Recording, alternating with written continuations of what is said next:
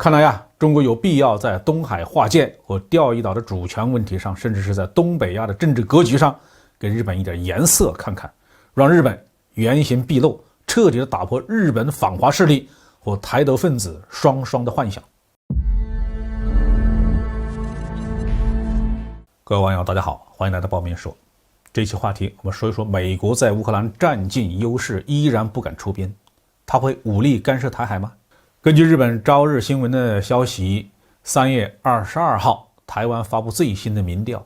显示大部分台湾民众已经不相信美国和日本会出兵台海，阻挡大陆的武力统一了。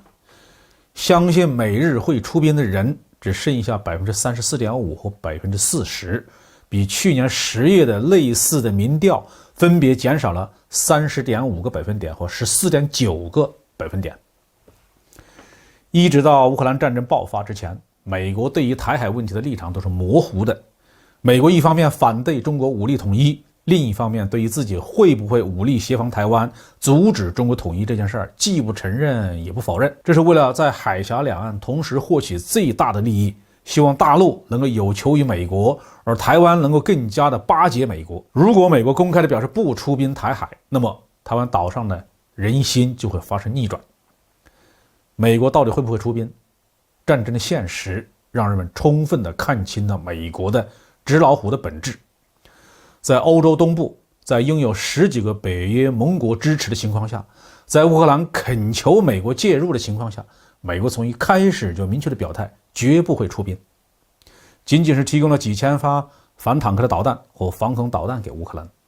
如今战争呢已经进行了4个礼拜了，俄军表现不理想，能够投入的兵力和保障的资源也非常有限，每一仗都打得非常的艰难。在这样的情况下，如果仅仅考虑常规作战，美军只要拿出一小部分陆军和空军兵力，再把北约国家组织起来，就有可能打败俄军，让俄罗斯放弃在乌克兰战略目标。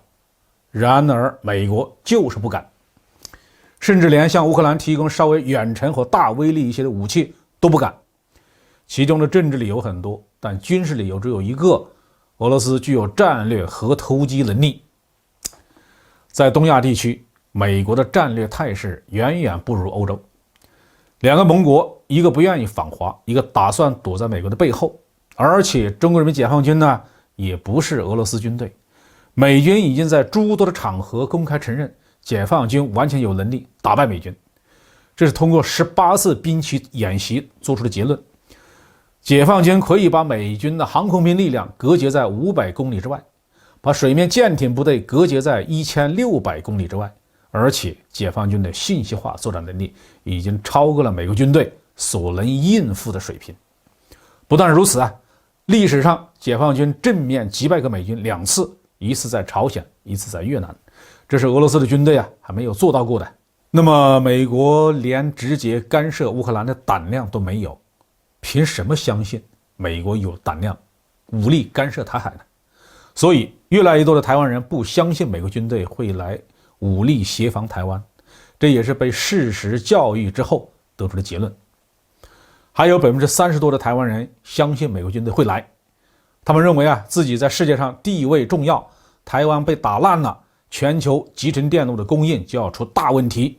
而实际上呢，美国是一直希望把集成电路的生产能力搬回美国本土，所以他们巴不得台积电被打成废墟呢。再来说说日本，有超过 54.9% 的台湾人认为日本会出兵，这就有点不太正常了。如果没有美国的允许，日本怎么敢干涉一个核大国的内政呢？日本打的如意算盘是作为美国的仆从，让美国人打主力，日本提供一些后勤支持、护航救援之类的服务。要想让日本独自为了台湾问题而武力对抗中国，只怕再等上500年也等不到这一天。但是台湾长期受日本皇民化的教育，流毒至今还没有清理干净，相当多的台湾人总觉得日本和自己有某种天然的联系。日本政客无知无畏的言行也助长了这样的错觉。看来中国有必要在东海划界和钓鱼岛的主权问题上，甚至是在东北亚的政治格局上，给日本一点颜色看看，让日本原形毕露，彻底的打破日本反华势力和台独分子双双的幻想。